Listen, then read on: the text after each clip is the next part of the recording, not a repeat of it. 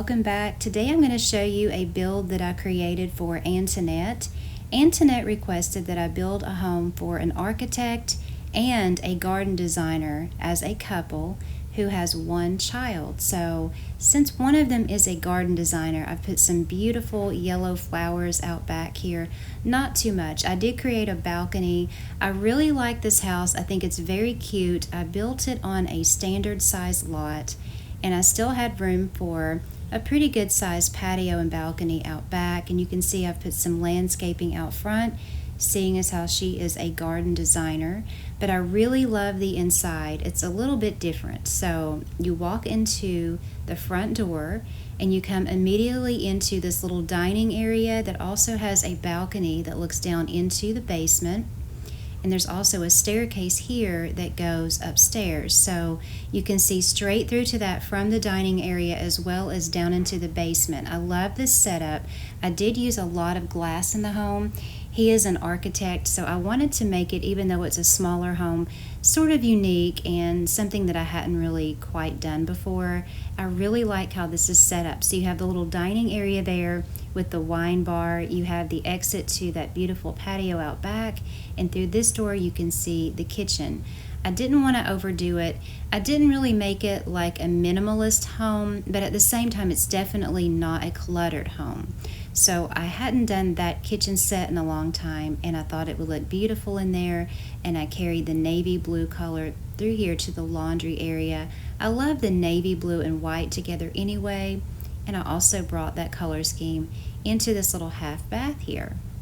So I think it's a nice little area where everything sort of matches and goes together with the laundry, the kitchen, and the half bath.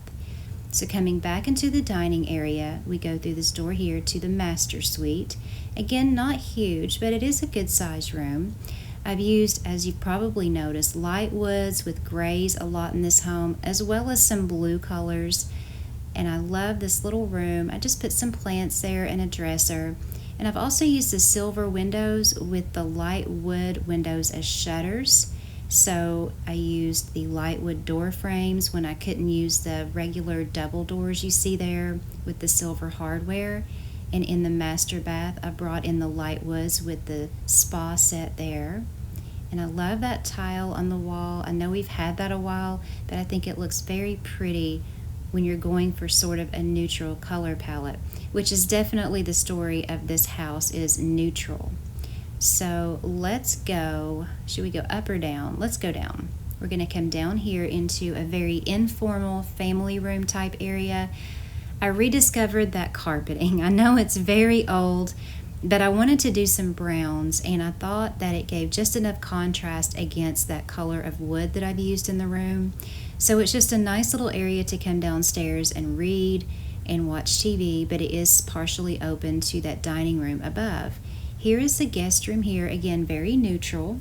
I brought in the urban bed and farmhouse nightstands and dresser, and they have their own closet here. I didn't want to make this an ensuite bath because if someone's using the family room downstairs, I didn't want them to have to walk through the bedroom to get to the bath, but the same sort of color as upstairs with the light woods and the tans with that spa bathroom set there.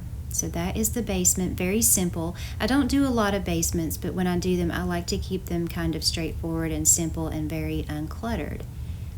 So coming through here, as you saw a minute ago, we come up the staircase and you come through this doorway here, and this is more of a formal living room where they would entertain guests. So you have the big doors out to the balcony, you have a fireplace with those pretty columns on either side, the white furniture with the sort of beige carpeting, big windows. We have a bar and coffee area here, so it's the perfect room to entertain in. This is the upstairs bath. That would be for the other bedroom that's up here, as well as if you're in the living room.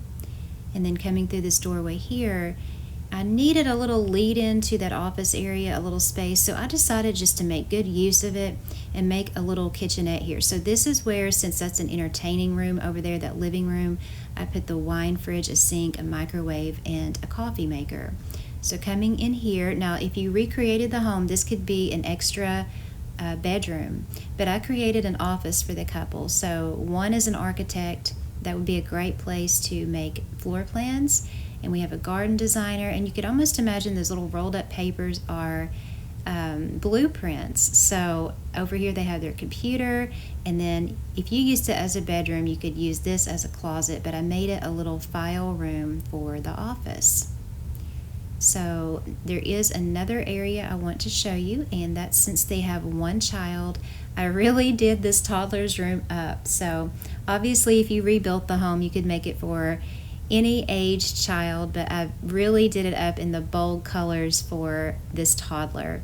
They have a lot of toys in here, and of course that could be used as a closet space as well, but I wanted to put more toy shelves in there and make it bright blue. That old blue carpeting with the yellow wallpaper I think looks very nice in there for a kid's room.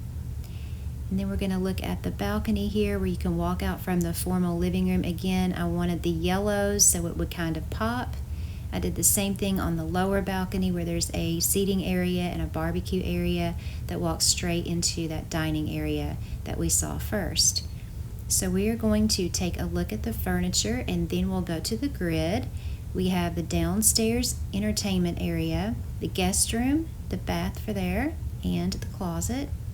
Up here we have that entryway that's also the dining area, and it looks down into that family room area. As you can see, I just put a little mezzanine in there and then lined the stairs up beside it. And there's the kitchen, nice and simple, and the laundry area, as well as the half bath. You could also make that a full bath. A shower would easily fit in there. Then there's the master bedroom there, and the master closet off to the left. And then there is the master bath, the ensuite bath. Then we're going to come upstairs and go straight through the doorway from the landing into the formal living area that also has the doors out back to the balcony. And then we have the little kitchenette here.